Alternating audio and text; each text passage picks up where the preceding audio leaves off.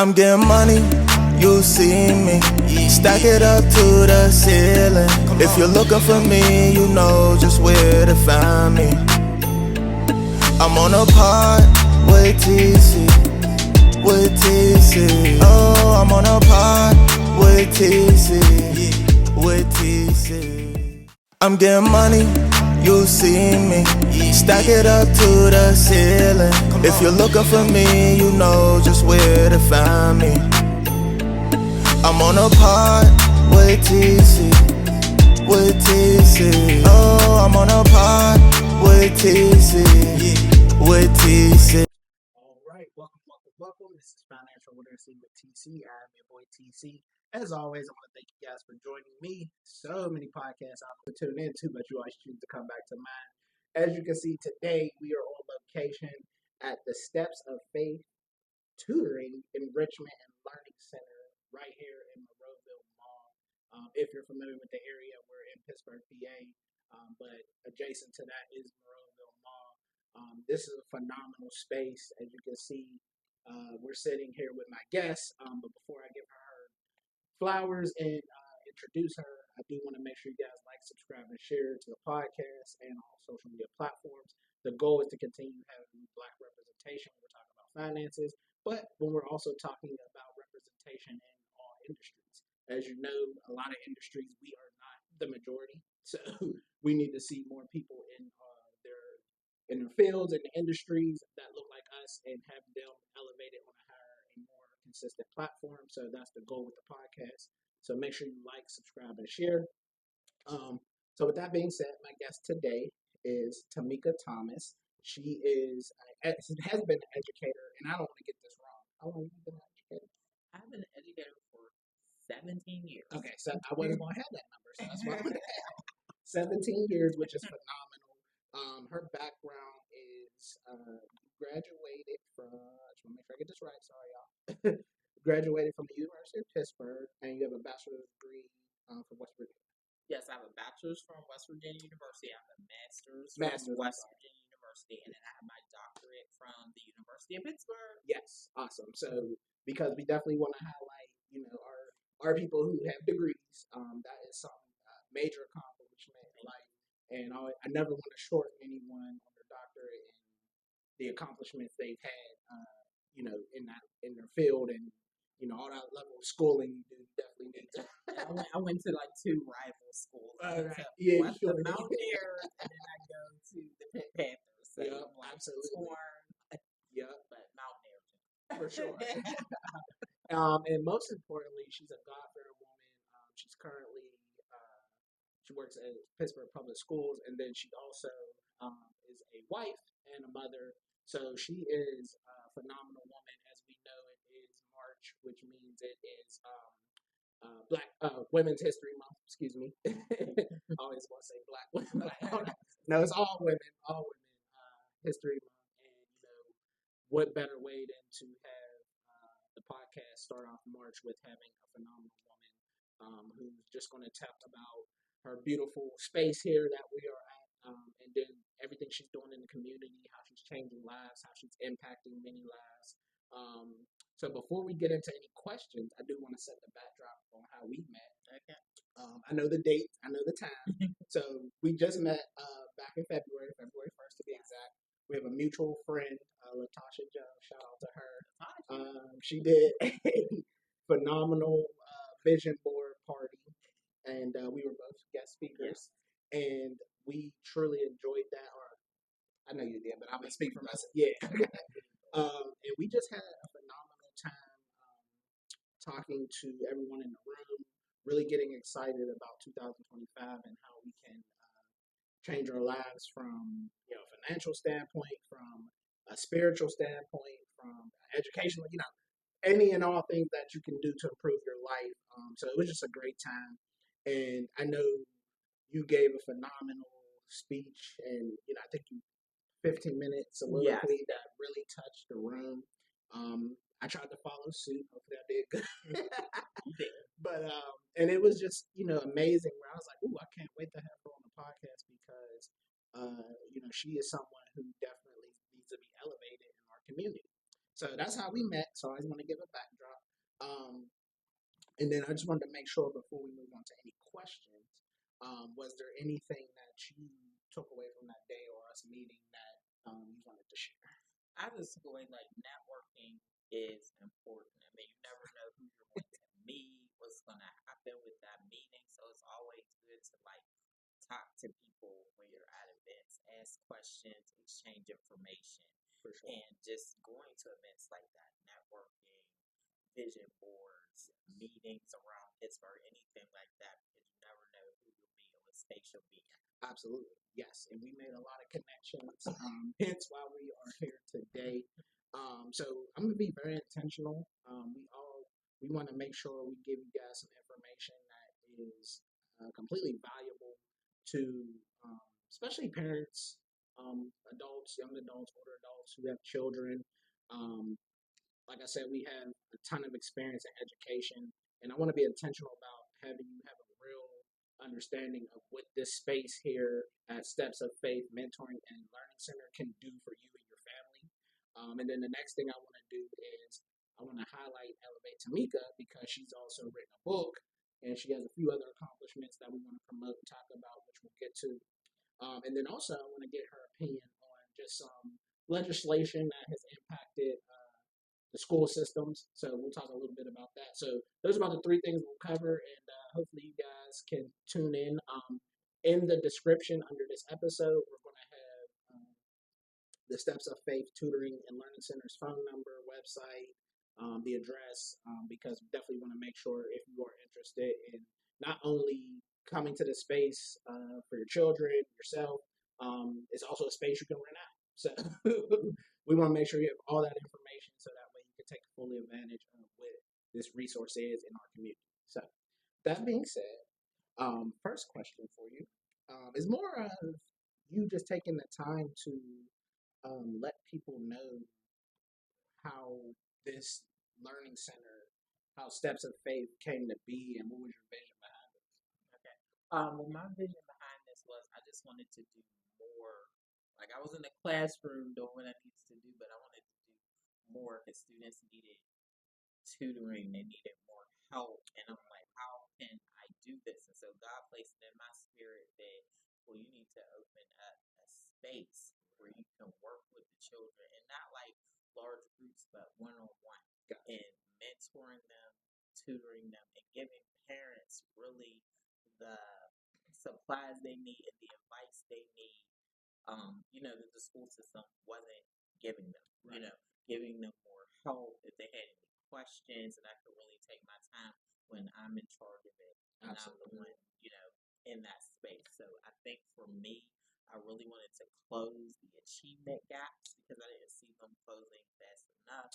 And I'm like, you know what, I have to do something. So it was like just came into my spirit that I need to open up a space where I can use my faith as well as my education to put those together. I'm in the school system, separation, the church and state, but in my own space, I can do it all. So that's what I wanted to do because I wanted them to know that, you can pray.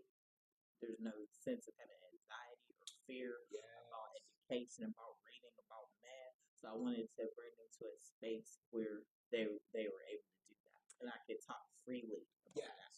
And I love that because backstory. I don't have children yet, but me and my wife are looking to conceive. And one of our fears on why we've been so delayed are there's a lot of reasons, but something we've considered is the cost of childcare nowadays, and then also a fear of how we want to have our children raised once they're past the early infancy stage, right? Because I can't think of the right term. Right. And really being intentional about we want to make sure we have a level of structure in our lives to where we're involved parents, Right. So we're not subservient to any job or we can be in our child's lives, giving them a level of education before they actually go out, and knowing that we are people of faith and we're definitely God-fearing men and women that we were a little hesitant, like, hold up, do I really want to raise a child that's going into a school system that is getting further and further away from God? Right. And, I just want you to know this is something we would be proud to support and make sure, because literally that's something we face or think about. So kudos to you for recognizing that, while you are in the academics realm, you saw some things you didn't like and you did something about it. Right. Now, imagine I'm many years removed from school, but I understand. I've heard a lot of sentiments from teachers and educators that, similar to what you stated is, there's a lot of things they don't like, but not everyone has the strength to do what you've done. So kudos to you. Thank you so much. So with that being said, you kind of touched on it a little bit, the gaps in education that you noticed. What specifically, from a programming standpoint, or just things you guys try to do here? What's the focus when it comes to that? We are really we individualize our instruction for the student. So we find out what does the student like. Like, do they like football? Do they like baseball? Do they like chess? Whatever it is, and we incorporate that in the lesson. It's kind of like almost like a gifted center, but everyone that comes here, I tell them they're all gifted. You know what I mean? Sometimes when I go to school, I feel like they're like, here's gifted students, here's these students, and they put them in these slots. Here's these students, and I have them all come in. You're all gifted. You have gifts from God that you are given, and I use that, and I use what they like, and I use restorative practices and culturally relevant. I mean, I also do that in the classroom, but like I said, here I can bring in my faith as well. Like I can let them know God didn't give us a spirit of fear or anxiety, but of power, love, and discipline. And I can say that, and they can speak that with me, and we can pray, and they can talk to me about. That's where the mentoring comes in. It may talk to me about something that's going on in their life or at school, maybe they're being bullied or something. And in my space, I'm not here like pushing pill, putting you on medicine, whatever. I'm offering, that God is there for you. We're here for you to mentor. So it's different from what you're getting in school. And since, like I said, it's not a space, I'm able to do that and really talk to the children, really get to know the children. And it's not just myself here. I also have Jermaine Johnson here. Shout out to Jermaine Johnson. Yes, he does all the advanced math, science, anything. He's amazing. He's also a Pitt graduate. He's downstairs now working with the student on math, but he's my business partner. He does all the math, and I do all the English language, and I also have some retired teachers and principals that work with me, and they do my online portion. Nice. I have online, I have in person, so we have all those formats. And I'd be remiss if we are actually in conversations on having some financial literacy being brought to the space. So super excited about that. And to your point, I just love that you guys are doing that. And I love that you talked about two things that I try to emulate when, mind you, I'm not an educator by any stretch of I am, but not in the traditional sense. But it's a lot of, you mentioned relatability and meeting the children where they're at, what they like. Because I try to incorporate the same when I'm talking about financial literacy and education to my audience. For example, on Saturday, I'll be at the Kingsley Center.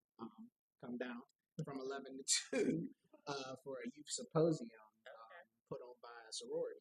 And I'll be doing a similar thing where kids come up, we'll have a conversation about what their interests are, and I want to make it relatable about early money conversations. Are they talking to their parents about money? Because let's just be honest, no matter what you're doing, it takes money to have this space. It takes money to do God's work. It takes money. No matter what we're talking about, yes, money isn't everything, but it is a valuable tool and resource, and it plays a hand in pretty much everything. So I want to make sure that when people know about this space, and again, we'll keep saying it, Steps of Faith, mentoring and learning center, you understand that that's what you're getting in a space like this, and it's customized to the family. I'm assuming the family as well. Because all of our we don't do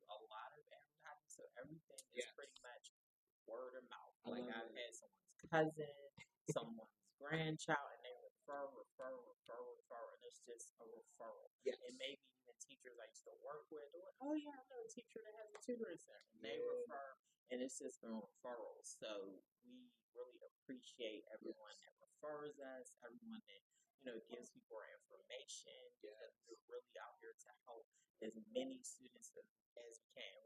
We work with all levels of students, from kindergarten all the way to college. We have parents that are going back to school. They might be taking, real estate exams or some type of exam, to get into school. Jermaine works with those adult students, so we do children and adults. And we also, with this new math, I know you guys, this new math, it's like math is different. Jermaine will do like a session where we'll have the parent and the child in, and then the parent can learn. I know when I'm doing math with my son, I like to know like how I could like teach him how to do the I want to like I remember, but I'm like you got to go back. So having a refresher is awesome, and so he'll do that. He's not going to charge extra for your parent to come and learn with you. You know what I mean? So I think that's something extra that we do too. You don't have to like take a financial aid or a loan out to come here. It's affordable. Yeah. No, and honestly, I love that because while I don't have children, let's keep it 100. How many times you doing 5th grade, 6th grade math? You so far removed from you got hold on. right. You Google it how to do. They're doing boxes and all this new stuff. They're like, what? Right, because I'm not gonna hold y'all. There's stuff that I learned in high school, college, that I just do not remember, and I can imagine. I think education is different than it involves they start taking stuff out. Right. I'm right. We are not all learning the same. But old school always works. I will tell you that old school math, just the traditional way we did it, it still works. But some teachers, they want the problem like how they set it up, the way that they have it, the method that they have it. You know what I mean? And some teachers may say, as long as you get the answer, doesn't matter how you get the answer. But there's some teachers that want it exactly, and so you're gonna have to learn that method. Right. Gotcha. Now, I love that because we kind of hit on several questions that I had all in one lump sum. I guess I would look at it as you guys are providing a service that is so unique when you talk about word of mouth, which is why I'm so excited to have you guys on the podcast.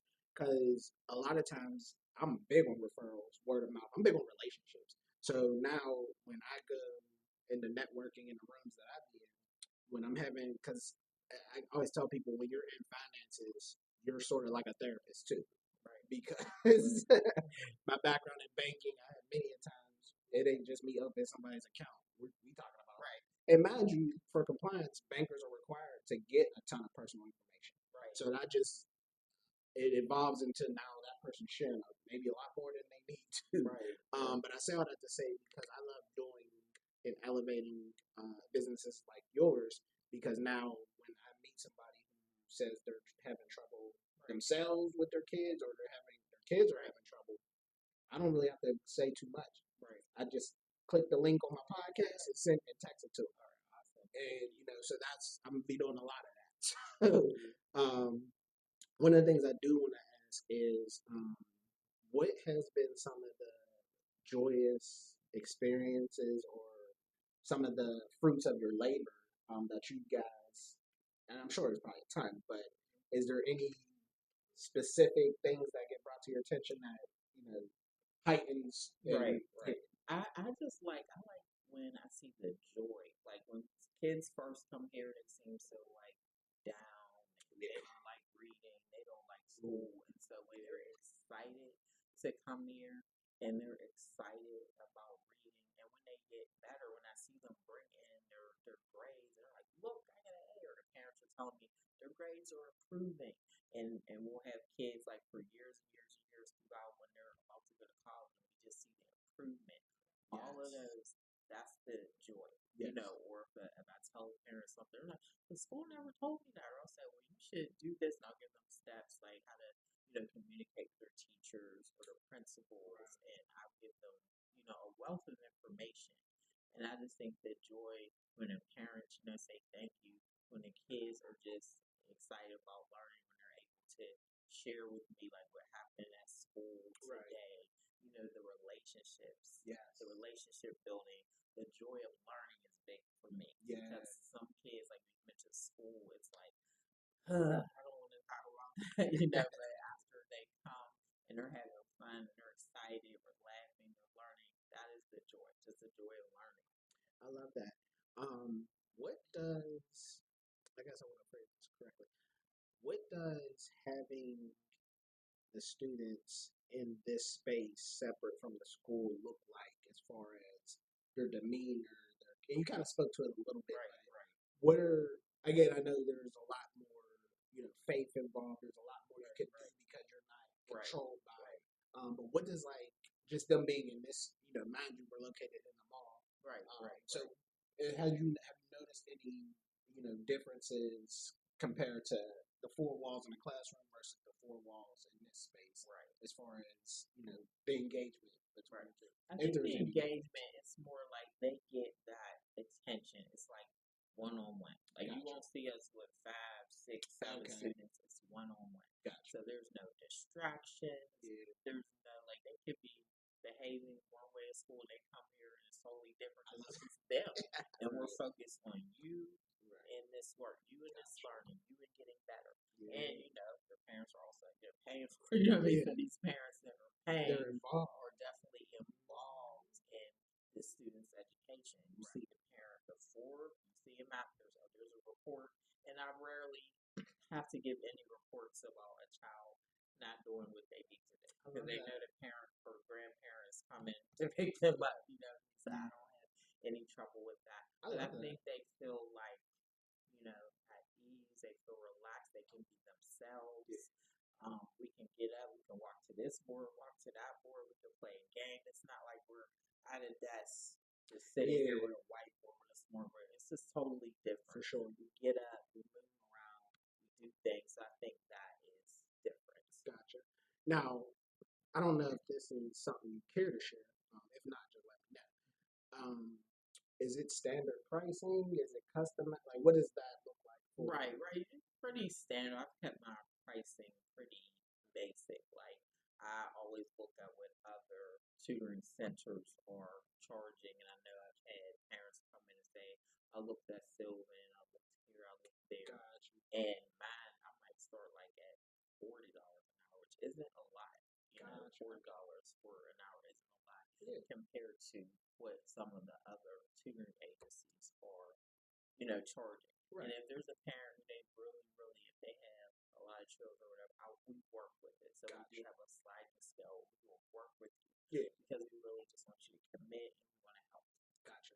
And no, honestly, the goal of asking that question was to create value first. Right. And then, because a lot of times I feel like our communities, and this is why I love it, it's my stuff. I don't have to be bashful about what I want to say. You worried about the wrong thing. Yes, money is important. Mind you, money is important. But if you find a business or organization or something that is bringing the value you are seeking, money shouldn't be your first thought. Right. Is this the Steps of Faith Center and going to be a positive impact on give my child what I feel they need? Right. And if you didn't listen in the first 2 to 3 minutes and get that, well, keep listening because that is the value. If you only worry about money, you're going to get what you get. Stuff that'll be free. I've seen people, there's valuable information that's free. People don't show up. Right. And then when it's something that they pay for, they still don't show up. So it's like you have to see the value first and let money be secondary. Absolutely. So when I first started out, I used to give like some free because I just want help. Right. And then people would show up. And Yeah. it was just like it's free, and they treated it like it's free. Exactly. And I'm like, okay, I might have to charge a little bit because me just making it free, they're not, they wouldn't show up and just things will come up. But when someone's putting money and they're paying, then they're going to be there because they paid for that. Absolutely. Service. And this is a financial literacy show, but I don't only talk about finances. So I do free things, but it's to build value and engagement. And then after that, we're talking about, you can sit there and go to free services, But if I'm giving you free service and you aren't taking it and applying it, the internet's free. You can get a lot of great information from the internet, but that doesn't mean you will be able to duplicate it and also apply it to your life. So, for instance, God forbid those who are going to school for free, you know, that doesn't necessarily mean it's having the impact on your child's life. And we see, and again, I'm not in the circle of educators where they know the numbers on whether kids are learning effectively or not. Sometimes they're not learning effectively in that environment. Why not look at alternatives centers, learning centers, and see if it's going to make a difference? And if it does, obviously it should be worth the money. So, but yeah. So we'll put a pin in that one. What does support look like for the steps of faith? As far as you know, is it ability where people can donate from 501c3 standpoint, or is it just, hey, you college students, you guys did a phenomenal job with them. Now they're donating their time and service back. Like, what does that look like? We are for profits. A lot of this we just use our own money. Gotcha. To do things. Yeah, we use our own money for this. Now there have been organizations that have donated, like, oh, you guys need some notebooks, or here's like some extra money towards a student that might need help, or that your family might need tutoring, and so we've had people do that, as well. Gotcha. So I would put this out there. If you are looking for, because I'm big on, there are organizations, there are businesses that are looking to give. Why not look at the Steps of Faith center to give money to, or do a partnership? I know as we continue to move our relationship forward, I might try to come up with some strategies and concepts to do some type of, my catering company is currently doing a fish fry, and I'm partnering with our organization. So there's ways to get creative, especially when I find an organization or a business that's doing something positive in the community and it's having an impact.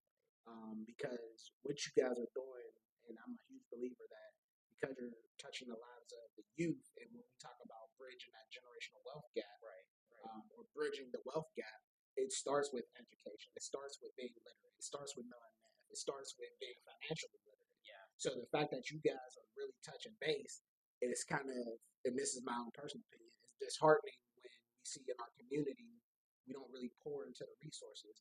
But I know plenty of parents and moms and dads, they'll go spend a couple thousand to listen to a white person try to tell them how to start a business or how to, be a financial, and it's like, oh, that money was worth it. Taking it out of our community, putting it in somebody else's pocket.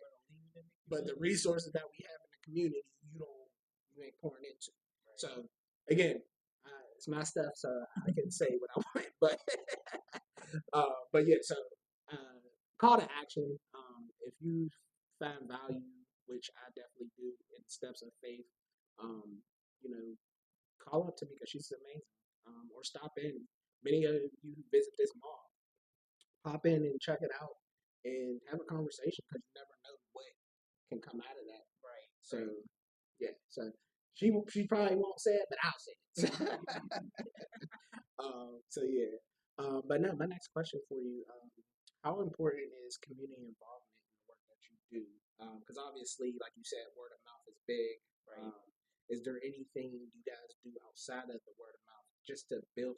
I know I'm not talking necessarily marketing, but I'm talking like anything related to the community of Monroeville or stuff like anything you guys do to like necessarily draw attention, not in the advertising aspect, but just like engagement. We're just Field trips, stuff like that. Yeah, we're trying. So that's what we're going to work on this year. We're going to work on some field trips. We are starting a chess program where Mr. Jermaine Johnson and his assistants will work on teaching children how to play chess. And so we're working on that, and we'll have more information on that. But we are starting a chess program. I'm starting a girls program, mentoring program. So there's things that we are starting. Gotcha. What we need is we do need some volunteers volunteers or some more tutors or people to help out. Because right now it's just we have about 5 or 6 of us that work together, but they use more volunteers or more teachers or people that tutor that are excited and passionate about learning and about working with the students. For sure, absolutely.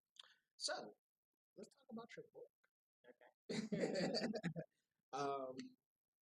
Honestly, I don't want to say anything ill or say anything inaccurate, so I'm gonna let you take it from here.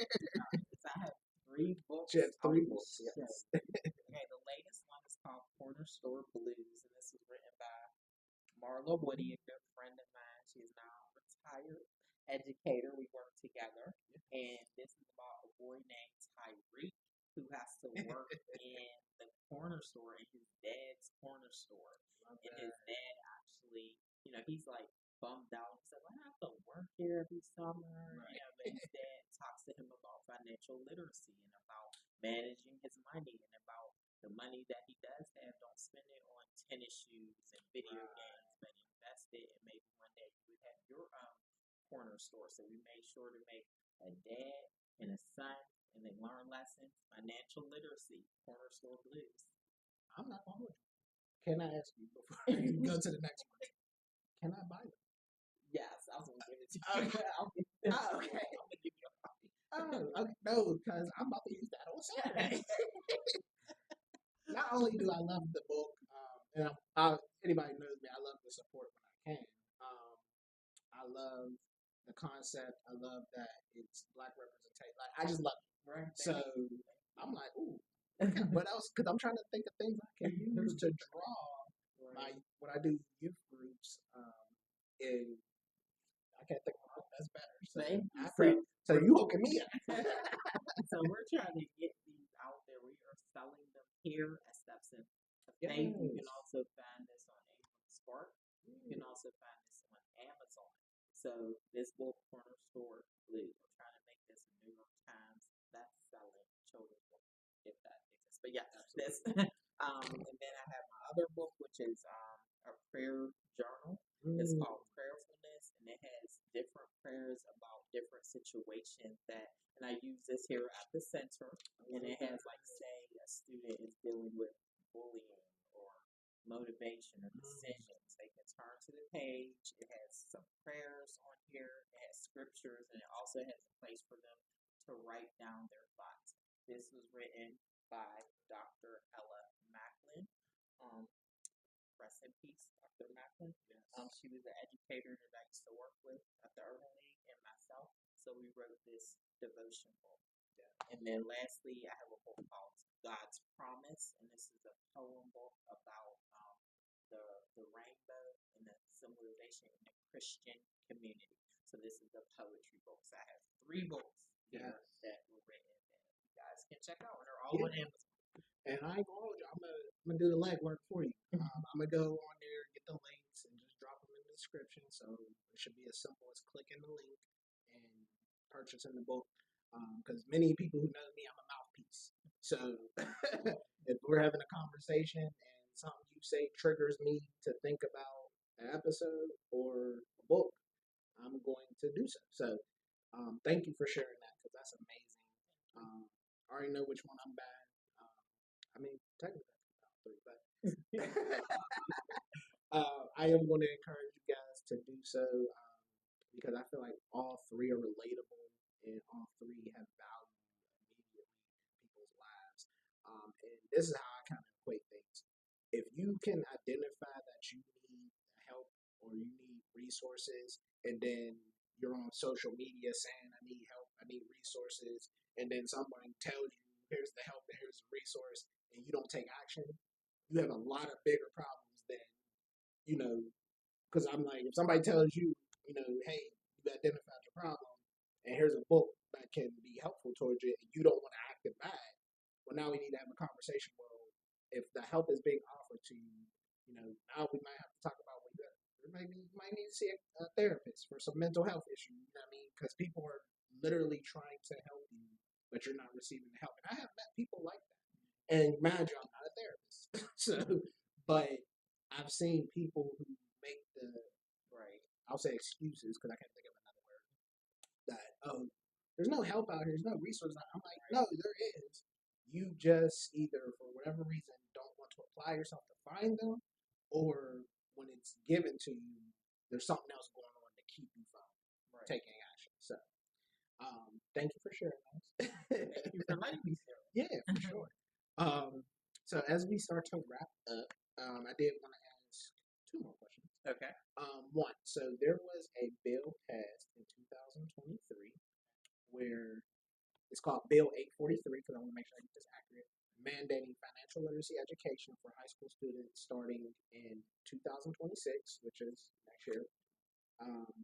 That students have to have financial literacy curriculum to graduate, meaning they have to have financial literacy and pass as part of the graduation process. As an educator, I just kind of wanted to know your thoughts on, what do you think about the bill and what do you envision that looking like? Because while you're thinking, I do want to share math. That's okay. My initial thought was, oh, great, but what will that look like from the standpoint of, well, who's teaching that? Because are we really asking our educators to put more on their plate? And let's be honest, many of them have financial literacy struggles of their own, because we know how expensive college is, and we know they certainly aren't making enough. So, make it make sense to where, what's that going to look like was my first thought. And then also, I'm going to leave it there and just let you take it from there. And then I'll follow up. I definitely think this is something that is needed. I wish I would have had something like that when I was in school. I mean, my parents told me to save, but the investment part, I didn't get a lot of those investments because there were things that I would have did differently with my money when I was in college, and even in high school. Sometimes you have 2 or 3 jobs and you have some money, and there's things that you could have been doing and had a rental property by now. There's different things that I wish that I was told, and I tell that to my own children all the time. Like, if I knew what I know now when I was your age, it would look so much different. For sure. So I think this is very important in the schools, and I think who should lead that. I really think like people like you, your organizations, people that used to work for banks or that know about this. They should hire you guys to come in and do programs. People that look like those students that can come in and you're not like, it's different. It's just like, let's talk about money. This is how money works and things like that. I think this would be a powerful move in the education system, and I think it's needed because students definitely want to talk about money. For sure. And I'm glad you said that because there was a reason why I paused. Because I didn't want my perspective to overshadow what you thought, or I didn't want to taint what you thought. But I concur because as someone who's been in the banking side and now is I understand that financial literacy is a space that people are trying to gravitate to even more. So and it looks different from everybody. You have specific organizations that are given money by the city, and they're out here saying, "Hey, we have free money to teach you financial literacy." But again, free is valuable when its person sees value in it. They may see it as free and there's no value because now you're just giving me free information, so I'm not going to put the time and energy and effort to show up or appear. And then also, let's be honest, private schools and suburban schools or rural areas, whatever you want to call it, I'm pretty sure they've been talking money. Now, I can't say confirm because I'm not from an affluent. I didn't grow up in a rural area. I didn't grow up in private school. So, but I'm pretty sure I know a lot of people who have that they've been learning about money. So when I thought about this bill, I'm like, well, you're targeting inner city. Let's be honest, and the majority are young black men and women. So where I get a little fuzzy on, to your point, is, well, who's actually going to be leading the charge, and who do they look like, and what's their background? Because mind you, banks are they're great at studying the climate and seeing how they can take advantage. And that's me trying to be kind about it. So what that looks like is they're probably going to find someone in the space to say, hey, I'll come in and talk financial literacy, but there's an agenda now. Because, so I'm self-employed, just to be fair. There's an agenda now where I'm coming in to talk to your students about financial literacy, but I really am trying to educate them on coming to my institution in some way, shape, or form. Or I'm donating to your school. And granted, I'm not saying good or bad. I'm saying you pick and choose how you feel about that. Is what I'm really trying to. I'm not trying to sway people to feel the way I feel, right? I'm just trying to be mindful that when I'm going and doing what I'm doing, I don't have a skin in the game. So I'm not promoting, hey, come work with me or come, I'm taking people as they are. And if we're talking about, the student, like I get asked all the time, well, what's the best bank? And I never throw a bank name. I say whoever you have a relationship with. So because if you don't know how banks and credit unions and any of these financial institutions work, you are going to go off propaganda. You're going to go off news outlets. You're going to go off mom, dad, friends, and family. But you don't have a real strong opinion of your own based on being educated about what these industries look like. So I say all that to say I am super excited about it happening, but I just want to make sure Black representation is elevated there, and it's not all bankers, and it's not all financial advisors. It's not all, there's multiple people in the room versus, oh, we're going to lead the charge because, we can groom the youth, the students to do this, and this. Because it's very, we have many banks in this, right? And so they're all going to be biting at the teeth to be, and they do it now with organizations. I get how this works, but again, I want people to think a little bit deeper instead of just on the surface of, oh, this is great. We should have been had this. Yeah, that's obvious. But money runs the world, and knowing that there's dollar signs, So yeah, I appreciate your opinion. Okay, like flyers out, like now that you know it's happening, and start giving those to the school. Yeah, it works. And that way, when it comes up, they'll be like, "Wait, we had this guy talk." Go ahead. No, and I'm sort of like you in a way. Like, I mean, I guess I do promote this, but I really just try to be me. A lot of times it's relationships. So when I work with an organization, I ask for feedback. I send them an email. Hey, what was good? What was great? What you didn't like? So it's really intentional. So I've been definitely putting in the legwork. So we'll see what it looks like when 2026 comes. But lastly, to close out, what's the next steps for Steps of Faith? Steps of Faith. I'm sorry. What have you been? I know you've been thinking about adding additional programming and things of that nature. But if we had to project, and I'll let you, decide how far you want to project, a year out to it. Like, what's the goals? So the goal is we would really, first of all, want to be in a bigger space, like a gym and some different rooms, closer maybe to the city if we could. We also want to do like maybe some after school programming, like just like an after school program or something like that, and really partner with other, minority and Black businesses. Any business doesn't matter. It's just partnerships. Yes. That is what we want to do, so we can really help the children in school systems and the families. So we definitely want to do more partnerships, more programming, eventually after school program, and move into a bigger space. I love that. So that's what I'm looking at right now. Absolutely. So we are going to kind of wrap things up on that. Is there? Oh, I do want to make sure you leave people with any contact information you want them to have. So I'll leave the address, phone number. Okay. Even if you, I don't know how you want them. Yep. If you want them to contact you directly or something. Yeah, they can contact me directly.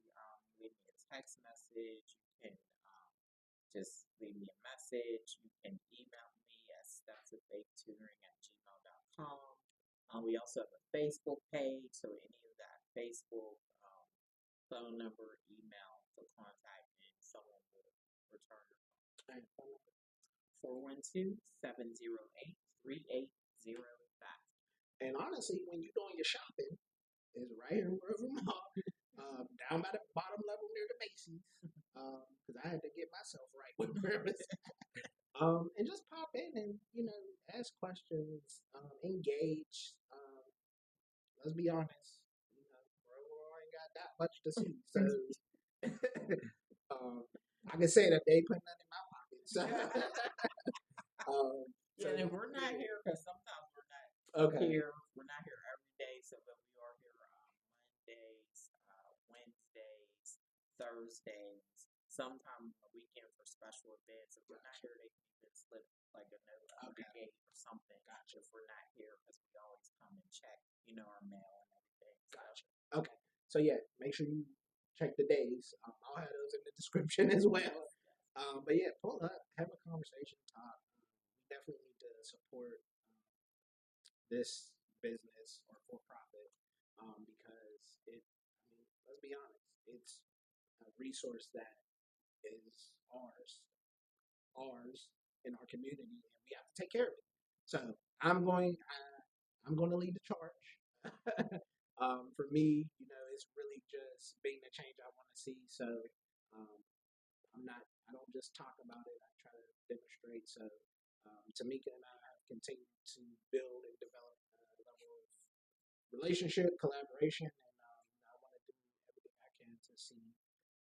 And a lot of times that's just done with her, sharing a post or sharing on, which I will do on Facebook.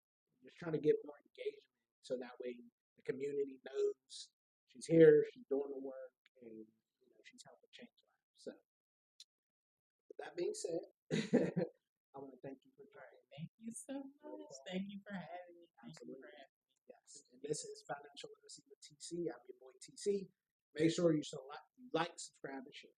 All right. Yeah. I'm getting money, you see me. Stack it up to the ceiling. If you're looking for me, you know just where to find me. I'm on a pod with TC, Oh, I'm on a pod with TC,